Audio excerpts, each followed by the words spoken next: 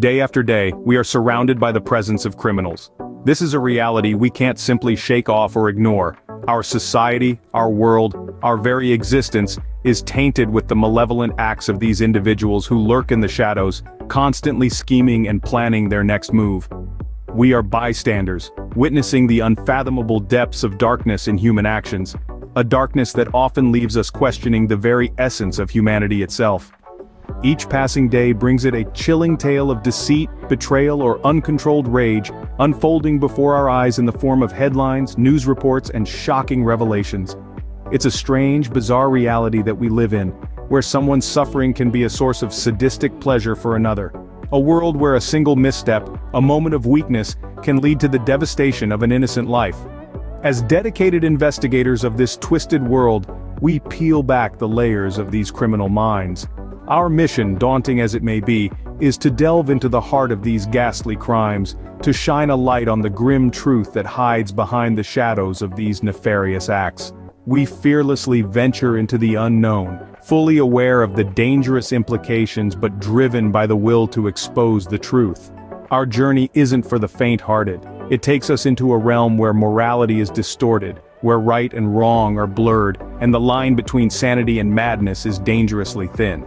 We face the demons that are concealed within these criminals. We confront their twisted psyche, attempting to understand their motivations, their reasons, their justifications. We don't merely seek to solve crimes, we aim to comprehend the complexity of these mysterious minds who don't think twice before causing harm or pain to their fellow beings. We strive to break down the walls of their thought process, to decode the cryptic messages hidden in their actions, their words, their silent gestures. We work to provide justice to the victims, those innocent souls who unknowingly become pawns in these heinous games. We stand for them, giving them a voice, a chance to be heard, a chance for their stories to be told, for their pain to be acknowledged. We believe in not just bringing the culprits to justice but also in ensuring that the victims' tales aren't lost in the labyrinth of legal procedures and trials.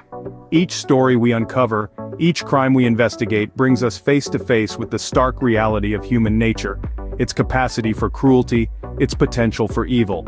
And yet, despite the horror, we continue to pursue our mission, driven by an unwavering determination to reveal the truth, to expose the real culprits, to bring about justice in doing so, to play our part in making our world a safer place.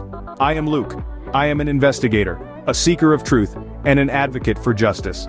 With each case, I see a reflection of the dichotomous nature of man, the battle between good and evil, the struggle for power and control. And today I stand here to bring you another unreal true crime. So brace yourselves as we begin another journey into the dark, twisted world of crime and justice. The case of Sarah Yarboro. Let us delve deeply into her story and paint you a picture of her existence.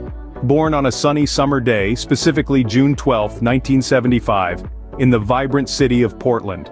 This was an era defined by cultural societal progressions. It's important to recognize the context of her birth because it played a crucial role in shaping the person she would become. Sarah's parents were the exploratory type, never tethered to one place for too long, always seeking new horizons, and keen to experience life in different parts of the country.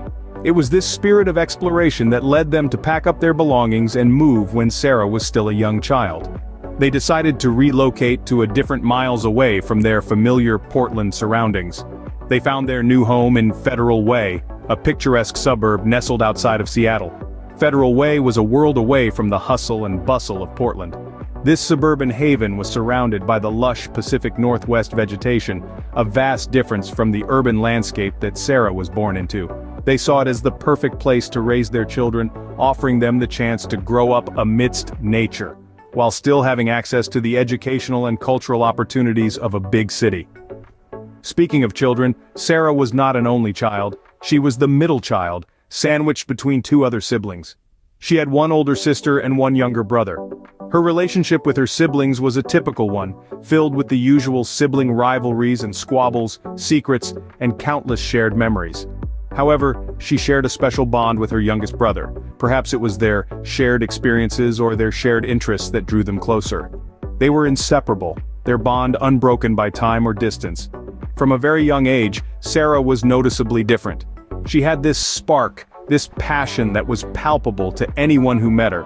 She had a love for music and ballet, a love that was more than just a hobby. It was a calling, an insatiable thirst that could only be quenched by immersing herself in it.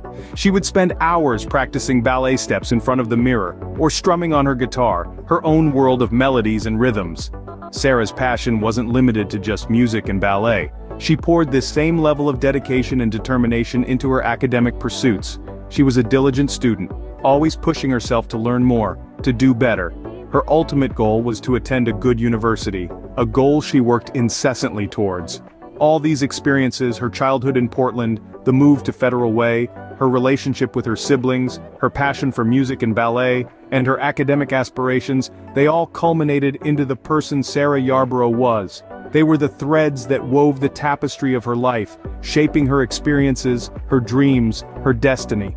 The case of Sarah Yarboro is an exploration of these threads, a deep dive into her life and the events that shaped it. From a young age she had a passion for music and ballet, working hard in school with the goal of attending a good university. Her journey, a testament to her character and resilience, is a fascinating one to behold, and it is her compelling story that we'll continue exploring in the next chapter.